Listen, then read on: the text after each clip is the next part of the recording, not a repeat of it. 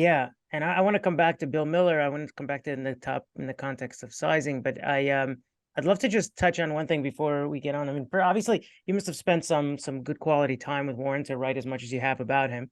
It would Yeah. be interesting to if any notable or memorable interactions that you had with him. And then separate and apart from that, I'd love to hear if like there were actually um issues or points that you fundamentally disagreed with him on, Yeah. and I would love to hear about that. So, whichever way you Yeah. want to take it. Well, so a lot of people said, how did you get this book written? I actually sent, so why did we write the book? I think that was the question we had, was why did we write the book? In 1992, I was a CFA, and in 1992, the CFA Institute came out with what was called the Performance Presentation Standards, which is if your investment advice is 100% discretionary, you cannot publish it. It has to be 100% you. And I was working for an investment counseling firm before I rejoined Legg Mason with Bill Miller. And we were kind of like a trust department. I mean, we would let people, weigh in with their favorite stocks or if there's a tax issue. So it really didn't qualify as being discretionary income. And I said to my partners, I said, we're going to be in trouble here if we don't have a track record. We just can't say, hey, we're nice guys, you should put money with us. We've got to get a track record. And they said, what do you want to do? I said, well, I think we should be doing this Buffett stuff. And they were like up to here with me and Buffett. That's all they heard from me was Buffett. So they challenged me. They said, look, put a term paper together, a white paper on what you want to do for a track record as our sole performance record.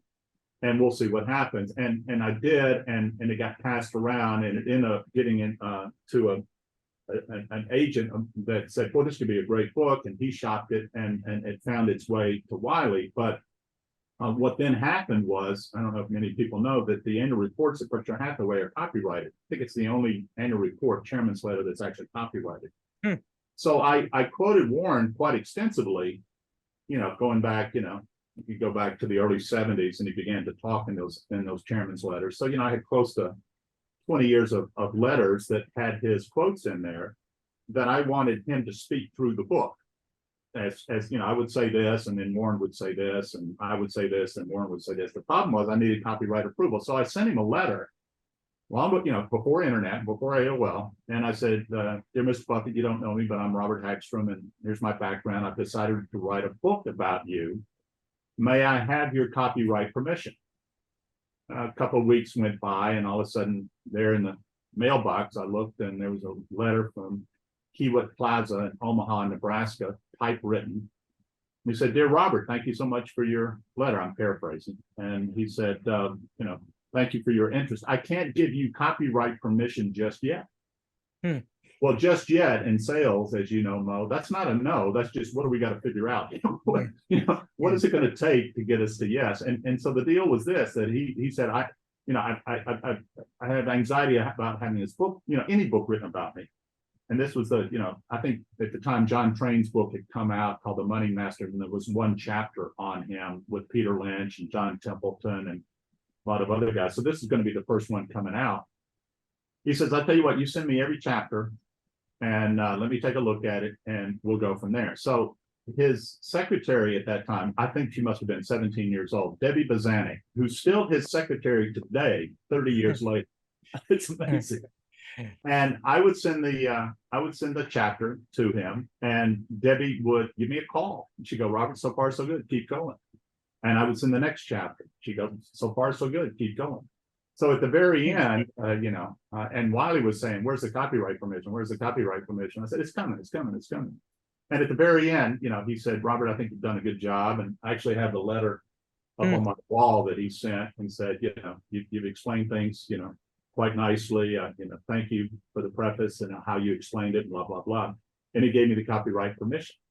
And so, that's how the book got written. And it just so happened to occur that the book came out after the 91, 92 recession. Markets weren't doing very well.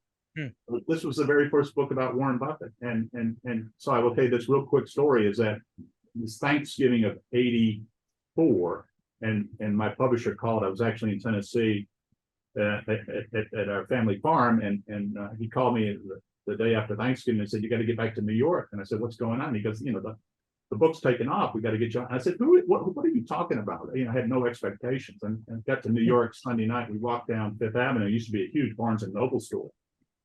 And there was a picture of the book, the first edition. It was as tall as the window, huge. And there it is, Warren Buffett. There's a picture of Warren, called The Warren Buffett Way. Above it, forward by Peter Lynch. I mean, you could not have gotten a better forward than Peter Lynch. And off to the side was a quote from Forbes magazine saying, best book of the 1990s, buy it and read it. And that quote was written by Ken Fisher, who was a columnist at the time, because I had made the point that Phil Fisher, his dad, phenomenal investor.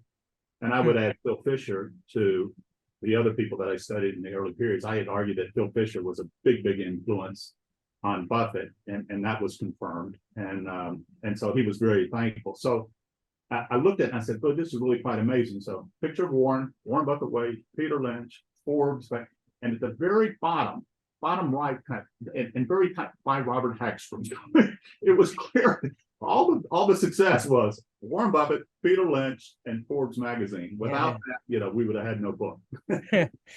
That's a great story. That's a great story. And any interactions with him, I've seen subsequent years. And again, I do want to come back to where you and Warren might intellectually part ways. My relationship with Warren is 100% professional.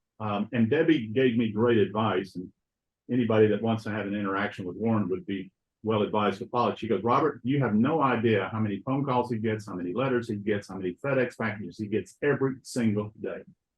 He just cannot afford to allocate a lot of time to a lot of outside interests that aren't related to Berkshire Hathaway. She goes, if you ever call him or you ever send him a letter or whatever, make it succinct, make it to the point, get in, get out, and move on. If you sit around and start talking sports or the weather or how things in Omaha, he'll never take your call again. And so every interaction that I had with Warren over these years, it's been right to the point, short, sweet, emails, short, sweet. I would tell you though, one of the more touching ones that when I wrote The Money Mind, and that was a book of philosophy, and we talked about his dad a lot, and we talked about modern portfolio theory and how that went wrong and stuff like that. But the first chapter talked about a penny weighing machine that was the subject of a book called 1,000 Ways to Make $1,000, written by F.C. Minaker. And I had discovered that F.C. Minaker was actually a woman named Frances Cowan Minaker. And I put that in the book. And I said, Berkshire Hathaway is the penny weighing machine, which Warren had talked about in the annual reports. And so I sent the book to him, and he sent me a very nice email, Robert, congrats on the books, I'm sure you'll do well, blah, blah, blah. And then the next day, Debbie sent me a picture of Warren holding his original copy from 1942 of 1,000 Ways to Make $1,000, standing right next to a 1930s penny weighing machine with a big smile on his face. And I have it, and that was my greatest gift that I'd ever gotten from Warren. It was kind of like, yeah, okay, Warren, I got it, thanks. So just super guy. Yeah, absolutely.